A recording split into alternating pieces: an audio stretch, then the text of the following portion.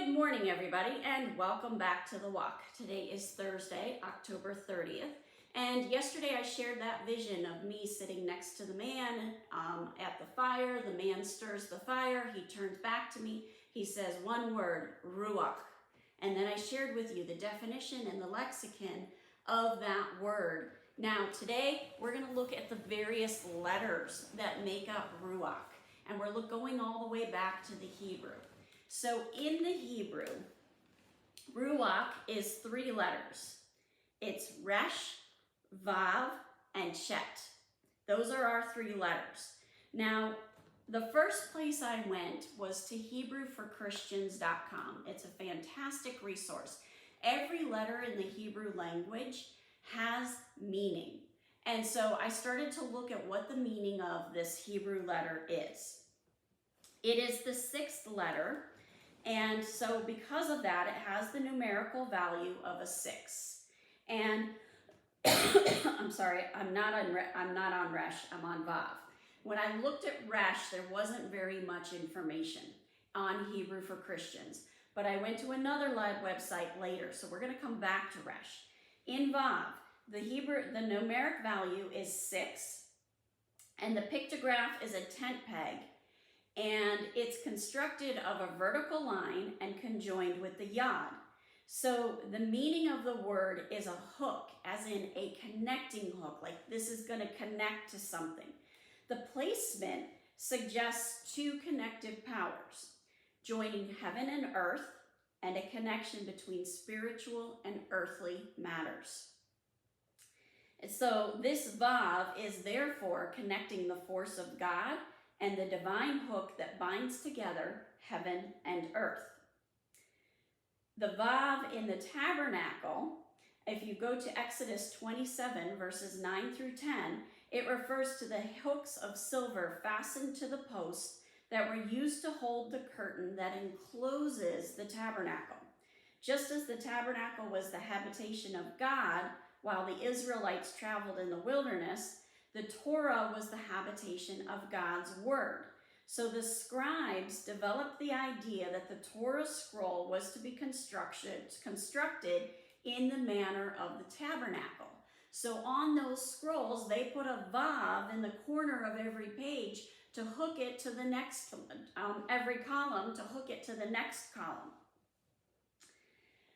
So as we continue through this, the laws of writing the Torah are called sofarut, and there were 4,000 laws or rules that the scribes had to follow. These were not the rules that all the people followed. If you were a scribe, you had to follow these rules. And the Torah had to have absolutely 0 errors, and if it did, it was considered pasul, which means invalid. And each line of every of it had to be carefully read backwards and compared against a working copy. If an error was found, it had to be removed from the scroll and buried in kind of a cemetery for sacred texts. In the belly of the Torah, that Vav is, if you take the first 5 books of the Bible in Hebrew, the very center letter is Vav, and that letter is purposely raised up above the rest of the line. That's in Leviticus 11:42. So appropriately enough, this Vav is called Gashan, meaning the belly. Now the number 6 has been associated with man and Jewish tradition because man was created on the 6th day.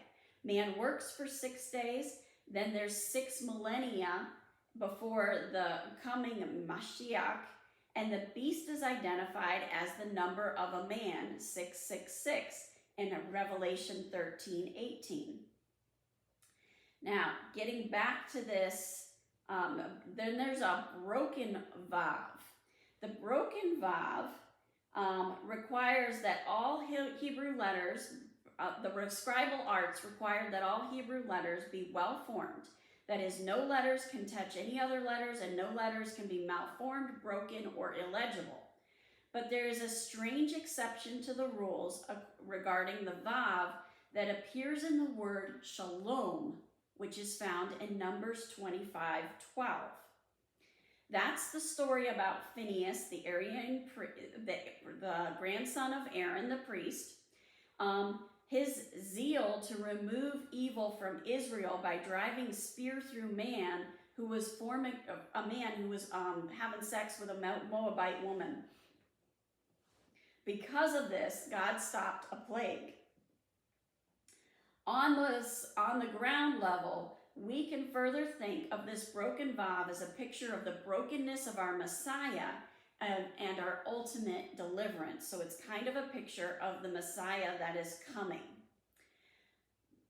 There is quite a bit more of this Vav. We're running out of time. I thought maybe we would get through the Hebrew letters in 2 days. I don't think we're going to, but we're going to stop here and we're going to learn more about the Vav tomorrow.